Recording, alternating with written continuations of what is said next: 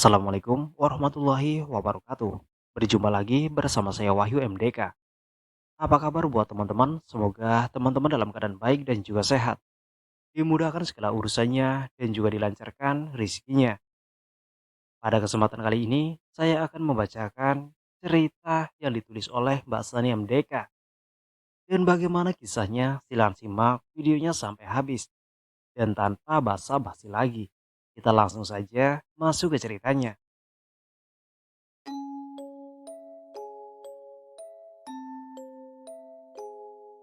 Zahra tak mampu melakukan aktivitas seperti biasanya.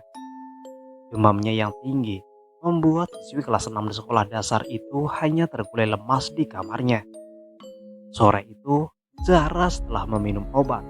Efek obat membuatnya ingin memejamkan mata. Namun ia berusaha menahan rasa kantuknya agar tidak tertidur ketika azan maghrib berkumandang. Namun apalah daya, ia tidak dapat menahan rasa kantuknya. Dan tanpa disadari, ia pun akhirnya tertidur lelap.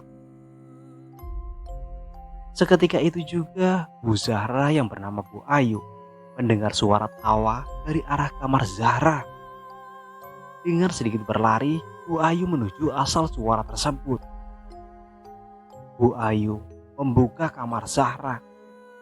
Dan betapa terkejutnya Bu Ayu ketika melihat Zahra terduduk di tengah-tengah kasur dengan wajah yang tertunduk. "Zahra, kamu kenapa nak?" Tapi Zahra tidak menjawab pertanyaan Bu Ayu. Zahra tetap menundukkan wajahnya. Bapak Zahra yang mendengar suara gaduh tersebut juga bergegas lari menuju kamar Zahra. "Ada apa, Bu?" "Zahra, Pak, sepertinya kesurupan." "Masa sih? Ya udah, Bapak panggil Abah Ridwan dulu ya. Ibu jagain Zahra." "Iya, Pak." Kemudian Bapak Zahra setengah berlari meninggalkan rumah untuk memanggil Abah Ridwan. Dan 15 menit berlalu, Bapak Zahra belum juga kembali. Bu Ayu semakin panik ketika mendengar tembang Jawa dari mulut Zahra. Dan akhirnya Bapak Zahra dan Abah Ridwan pun datang. Lalu Bu Ayu menceritakan apa yang didengarnya dari mulut Zahra. Pak Ridwan bergegas memasuki kamar Zahra. Pak Ridwan memegang teguh Zahra dan membacakan ayat-ayat suci. Seketika itu, Zahra berteriak kencang hingga mematikan telinga. Kemudian, Zahra pun akhirnya tersadar. Badan Zahra terkulai lemas. Zahra tak menyadari bahwa dirinya telah kerasukan. "Bu, Zahra kenapa?" "Kamu kerasukan, nak. Kamu berteriak saat Pak Ridwan memijat tengkukmu." Memang Zahra terasa ada yang memijat tengkuk Zahra, tapi Zahra tidak berteriak, Bu. "Memang siapa yang berteriak?" Belum sempat Bu Ayu menjawab pertanyaan Zahra lagi, Abah Ridwan memotong pembicaraan dan meminta Zahra untuk beristirahat. Dan semenjak kejadian itu, Zahra menjadi peka terhadap makhluk halus. Zahra juga sering mendapatkan firasat yang selalu menjadi kenyataan. Singkat cerita, 15 tahun berlalu. Zahra telah menemukan jodohnya. Dan Zahra pun menikah dengan seorang pemuda yang bernama Doni. Setelah pesta pernikahan digelar, Doni mengajak Zahra untuk tinggal di rumah orang tuanya. Dan dengan sedikit keraguan, Zahra pun menerima ajakan Doni. Zahra yang peka terhadap makhluk halus merasakan hawa panas ketika memasuki rumah Doni. Dengan membaca bismillah, Zahra melangkahkan kakinya masuk ke dalam rumah dan mengikuti Doni menuju kamar mereka. Zahra yang lelah setelah melaksanakan resepsi pernikahannya. Ia pun akhirnya tertidur. Di dalam tidurnya Zahra melihat lelaki tua memakai jubah putih sedang menatapnya dan tersenyum tanpa mengucapkan satu kata pun. Dan seketika itu Zahra terbangun dari tidurnya. Siapa yang hadir dalam mimpiku tadi? Gumam Zahra dalam hati.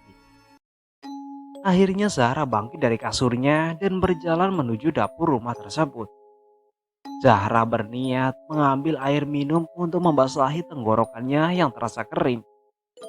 Tiba-tiba, Zahra dikejutkan oleh bayangan hitam besar dan juga bermata merah sedang melintas menuju kamar orang tua Doni. Zahra mencoba mengikuti bayangan tersebut, namun bayangan hitam itu tak terlihat lagi.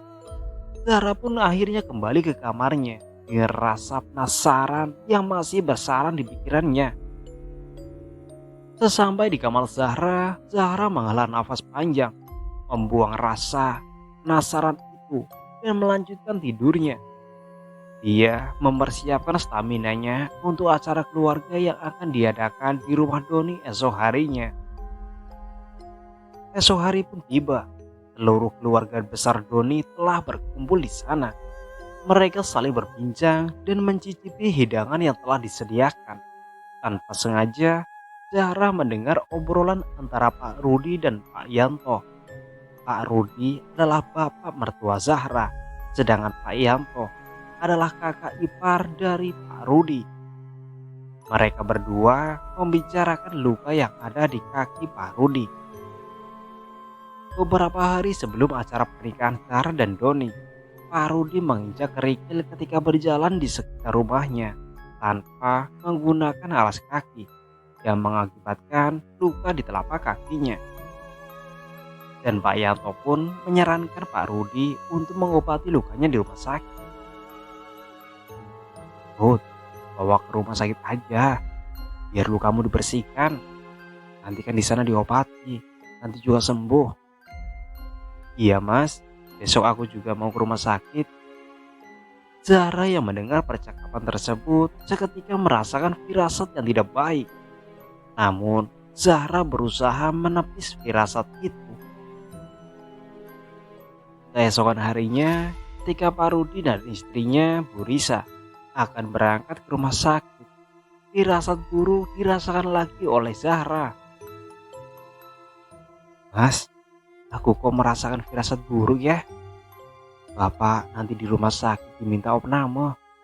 Setelah itu diamputasi, lalu meninggal. Aku takut mas, bisik Zahra. Sudah, gak usah mikir yang macam-macam. Berdoa saja supaya bapak cepat sembuh. Doni tak percaya dengan kata-kata Zahra. Namun Zahra terus memikirkan firasat buruk itu. Waktu telah menunjukkan pukul 8 malam. Zahra dan Doni yang sedang bercanda di teras rumah dikejutkan oleh dering ponsel milik Doni. Dan dengan cepat Doni menerima panggilan telepon itu. Bu Risa yang berbicara dari seberang telepon mengabarkan bahwa Pak Rudi harus menjalani rawat inap. Dan seketika itu dada Zahra berdegup kencang. Ia takut firasat buruk itu akan menjadi kenyataan. Zahra mencoba menenangkan hatinya sembari melihat taman kecil yang berada di samping teras. Taman itu terlihat kurang terawat. Dedaunan dari pohon mangga yang menjulang tinggi berserakan di sekitaran taman itu. Tanpa adanya penerangan, membuat taman itu terlihat gelap dan suram. Dan tiba-tiba, pandangan Zahra tertuju pada makhluk hitam besar bermata merah yang berada di samping pohon mangga. Makhluk itu pun menatap tajam Zahra. Seketika itu Zahra merasakan aura negatif yang sangat besar. Lalu ia pun merasakan sesuatu yang tidak baik di rumah itu. Ditambah lagi suara burung gagak yang terdengar jelas di telinga Zahra. Zahra mulai terlihat panik. Dengan sedikit rasa takut, ia mencoba berkomunikasi dengan makhluk yang tak kasat mata itu. Namun makhluk itu hanya diam. Zahra yang semakin penasaran lalu berdiri dari tempat duduknya untuk menghampiri makhluk itu. Tapi, "Dik, mau kemana?" tanya Doni sembari memegang pergelangan tangan Zahra. "Aku mau ke taman itu, Mas." "Jangan, Dik, masuk aja yuk," ajak Doni sembari menggandeng Zahra. Zahra pun akhirnya mengikuti Doni melangkah masuk ke dalam rumahnya. Zahra tak menceritakan apa yang telah dilihatnya kepada Doni. Dia tak ingin Doni menganggapnya hanya berhalusinasi, karena Zahra tak pernah menceritakan kepada Doni bahwa ia peka terhadap makhluk halus. 15 menit kemudian, Ibu Risa menghubungi Doni kembali, meminta Doni untuk menemaninya di rumah sakit. Doni meminta izin kepada Zahra untuk menemani orang tuanya. Zahra pun mengizinkan dan mengantar Doni sampai teras rumahnya. Setelah kepergian Doni, Zahra mematung di teras sembari menatap taman itu lagi. Tiba-tiba, Zahra melihat makhluk besar bermata merah itu lagi. Makhluk itu menembus dinding rumah Doni. Zahra yang penasaran, dia pun berlari masuk dalam rumah dan mengikuti makhluk itu. Dan betapa terkejutnya Zahra, 3 makhluk besar itu masuk ke dalam kamar orang tua Doni. Zahra di situ hanya diam. Dia tak mungkin memasuki kamar tersebut. Dan dari balik tembok terdengar suara yang mematikan telinga. Zahra tak mampu berbuat apa-apa. Ia hanya berdoa dan berharap tidak akan terjadi sesuatu yang buruk menimpa orang tua Doni. Dan tak lama suara tawa itu menghilang. Hanya kesunyian yang dirasakan oleh Zahra. Lalu ia melangkah menuju kamarnya dan membaringkan tubuhnya hingga ia terlelap. 1 minggu kemudian, Pak Rudi masih terbaring di rumah sakit. Luka di telapak kakinya semakin membesar. Karena keterbatasan alat, pihak rumah sakit menyarankan untuk pindah ke rumah sakit yang lebih besar. Demi kesembuhan Pak Rudi, Bu Risa pun membawa Pak Rudi pindah ke rumah sakit terbesar di kota itu. Namun setelah beberapa hari dirawat di sana, kondisi Pak Rudi bukan semakin membaik, justru malah bertambah parah. Luka di telapak kakinya semakin membesar dan bernanah. Telapak kaki itu terlihat mengerikan dan pergelangan kaki itu tak dapat digerakkan. Dokter pun menyarankan untuk diamputasi agar nanah itu tidak menjalar ke bagian tubuh yang lain. Namun, Bu Risa menolak saran itu dan membawa pulang Pak Rudi karena tak mampu lagi membayar biaya rumah sakit yang sangat besar. Karena keterbatasan biaya, Pak Rudi hanya mendapatkan perawatan dari keluarga dan sesekali memanggil perawat untuk membersihkan lukanya. Hingga suatu ketika, Bu Risa pulang ke rumah bersama dengan seorang wanita yang terlihat cukup tua. Tak ada yang tahu dari mana Bu Risa mengenal wanita tua itu. Bu Risa mengajak wanita itu melihat kondisi Pak Rudi. Wanita tua itu menyebutkan bahwa Pak Rudi terkena santet yang dilakukan oleh teman di kantornya. Bu Risa percaya dengan apa yang dikatakan oleh wanita itu. Bu Risa pun meminta tolong kepada wanita itu untuk mengobati Pak Rudi. Wanita itu mencoba menyembuhkan Pak Rudi. Dan sungguh di luar dugaan, beberapa paku keluar dari kaki Pak Rudi. Bu Risa tercengang melihat paku yang satu demi satu keluar dari kaki Pak Rudi. Serasa tak percaya dengan apa yang telah dilihatnya. 7 buah paku keluar dari kaki Pak Rudi. Dan tak hanya itu, telapak kaki Pak Rudi yang luka pun semakin banyak mengeluarkan nanah serta bau yang sangat busuk. Singkatnya, malam hari wanita itu membakar kemennya serta membaca mantra-mantra. Zahra melihat apa yang dilakukan wanita itu dari balik jendela kamar. Namun ia tak bisa berbuat apa-apa. Ia hanya berdoa untuk kesembuhan Pak Rudi. Dan tak lama Zahra melihat makhluk yang pernah ia lihat sebelumnya. Makhluk itu sedang berdiri di depan wanita tua itu. Makhluk hitam berbadan besar itu seolah marah dengan wanita itu. Kemudian badan Zahra terasa gemetar. Matanya berkunang-kunang. Kepalanya pun terasa berat. Zahra membaringkan tubuhnya di atas ranjang. Ia mencoba memejamkan mata dan membaca doa sebisanya untuk mengatasi rasa sakitnya. Tak lama Zahra dikejutkan oleh suara ketukan pintu kamarnya. Zahra pun membuka pintu kamar itu. Dan betapa kagetnya Zahra ketika melihat wanita tua itu telah berdiri di depan pintu kamar Zahra. "Boleh saya masuk, Doh?" tanya wanita itu dengan ramah. "Boleh, Nek. Ada apa ya?" jawab Zahra sembari mempersilahkan wanita tua itu masuk ke dalam kamarnya.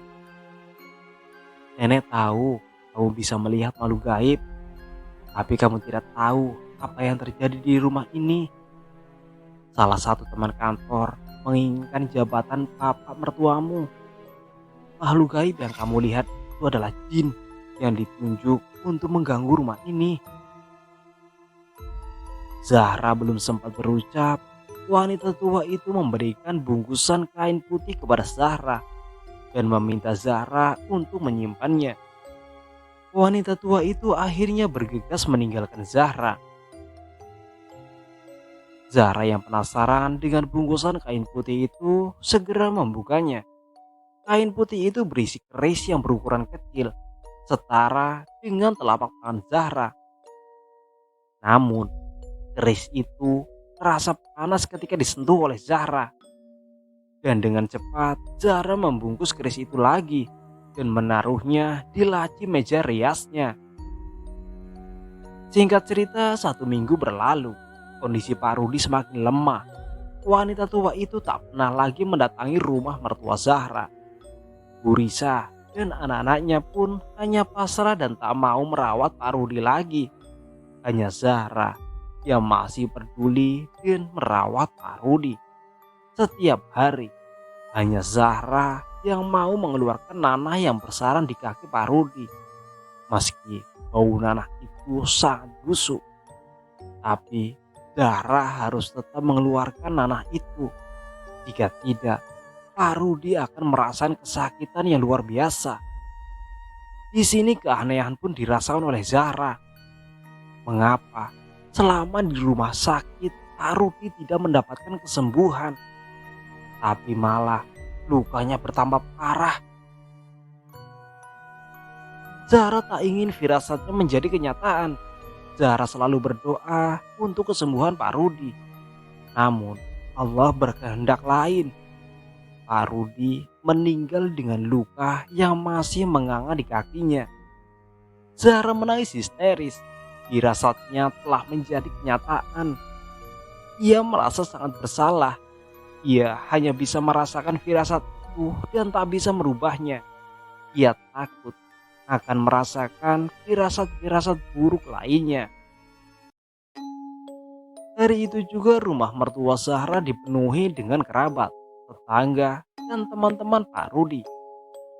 Zahra di situ melihat ada salah satu dari teman Pak Rudi yang gelagatnya terlihat aneh. Namun Zahra tak ingin berprasangka buruk. Zahra menapi semua prasangka buruk itu. Ia mencoba menenangkan hatinya dengan membantu Bu Risa mempersiapkan segala sesuatu untuk pemakaman Pak Rudi. Setelah pemakaman selesai, Zahra masih tak percaya dengan kepergian Pak Rudi untuk selamanya.